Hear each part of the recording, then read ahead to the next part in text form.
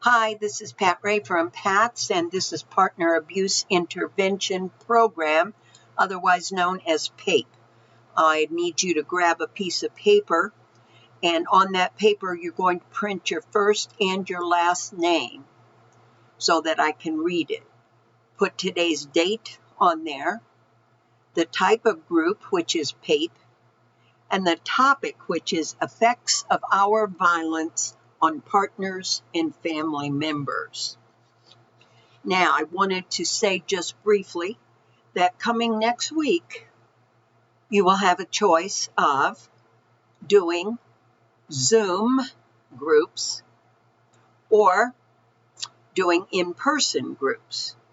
If you do in-person groups, you must call ahead and reserve your spot by paying.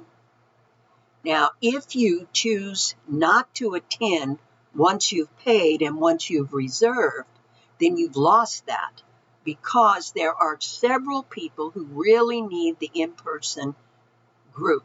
They are struggling or unable to do anything online or through video. So think ahead and call ahead and reserve your spot.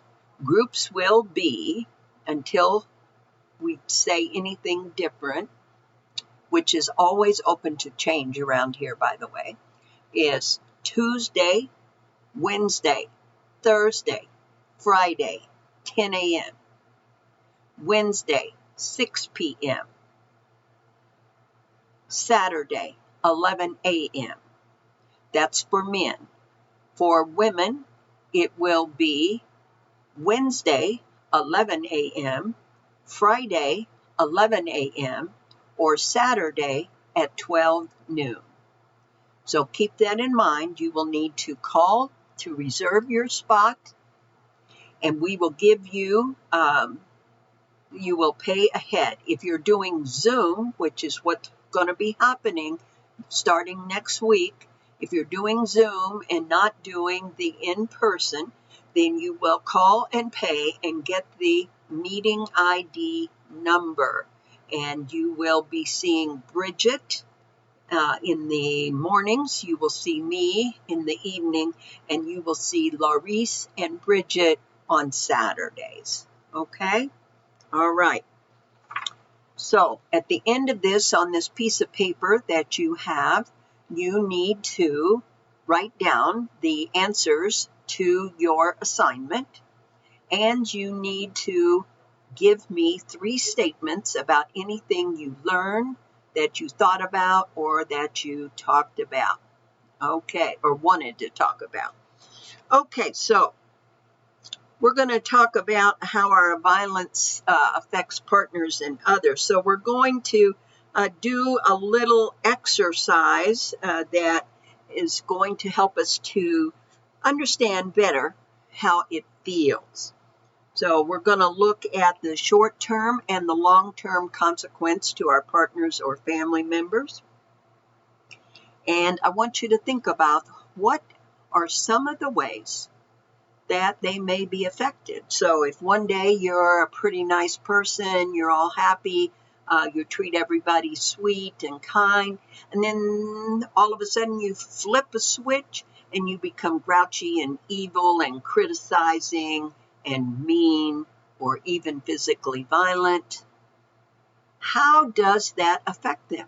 Now, you know, if you have a dog and if somebody has beaten that dog, when you raise your hand, that dog cowers. Why? Or the dog flinches. Why? Because they have a memory of what happened. They don't forget it, and it causes them to be aware. Same thing with people.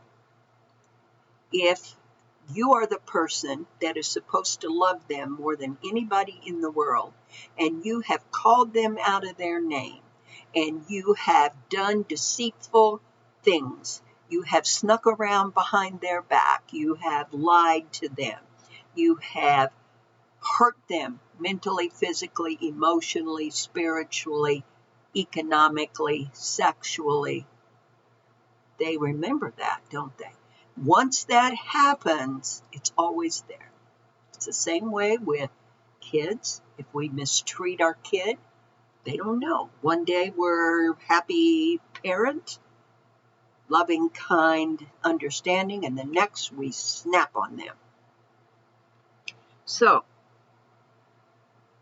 how do you think that people can both love you and fear you? Is that possible? They love you because you are their partner, you are their parent, you are their relative, you are there for them. But some days the evil comes out. So, I want you to think about a situation in which you are angry with someone who has power over you, like your boss, the judge, somebody who has power over you, somebody that makes decisions that will totally affect you. They could fire you, they could put you in jail, whatever it might be. You're mad at them. They've been mistreating you. You're tired of it. And you're angry. But you can't be too obvious about it, because you might lose the job. You might go to jail. You might get kicked out. Whatever the situation is. So, what do they do? Or excuse me, what do? You might sneak around behind their back and talk about them. You might do things behind their back. You might, if it's your job, you may loaf, take things home that aren't yours. You know, if it's the judge, you skin and grin in his face, but as soon as you get out of there, you do what you want to do. So, let's think about how the person you were violent with could be in a similar situation. You have power over them, because this is a program about power and control, isn't it? So you have power. It's either financial power, physical power, emotional power, mental power, whatever it might be. You have the power. And they are fearful that something might happen if they express to you how they really feel. So they stuff it down. How does that come out behind your back? Think about that. So we're talking here about mixed feelings, about how someone can feel confused and angry, how they can love you and fear you, how they love you, but they may have doubts about the relationship with you. Because when we are evil to people, it cracks the foundation, it breaks the bond a little at a time, and slowly we become distant. We don't have as much to say. We don't have the connection that we once had. So, what about distrust?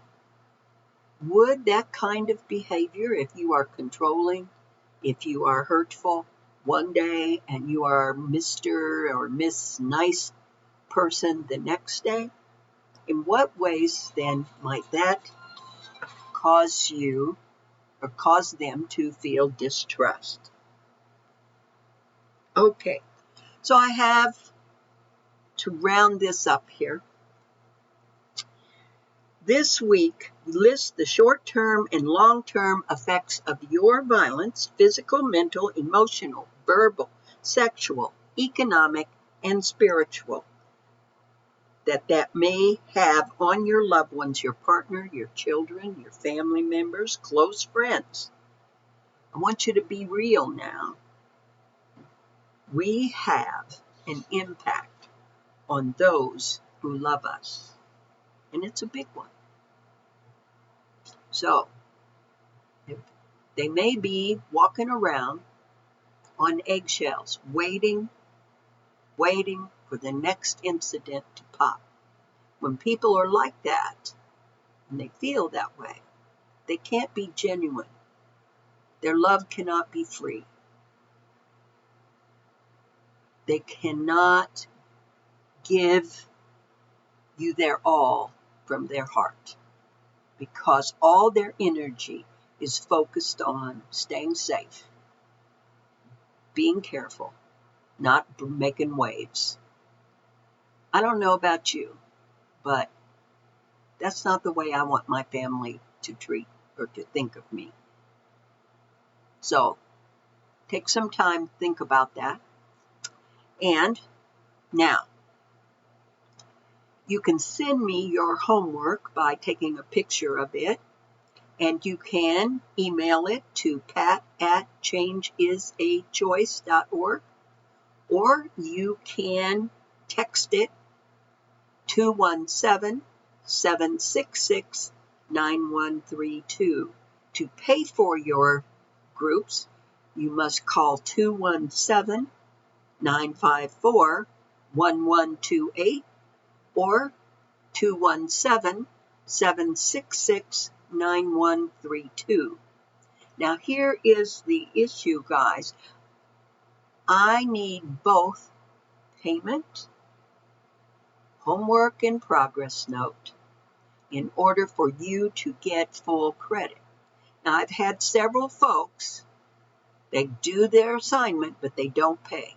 Those do not go signed into the book until I receive the payment. So if you forgot to pay, you will not have credit for that group. It's the same way if you paid, but you did not send me the homework. I need both of those. Now again, starting July 1st, groups will be on Zoom and in person. Okay, you have a great week, and I will talk to you soon.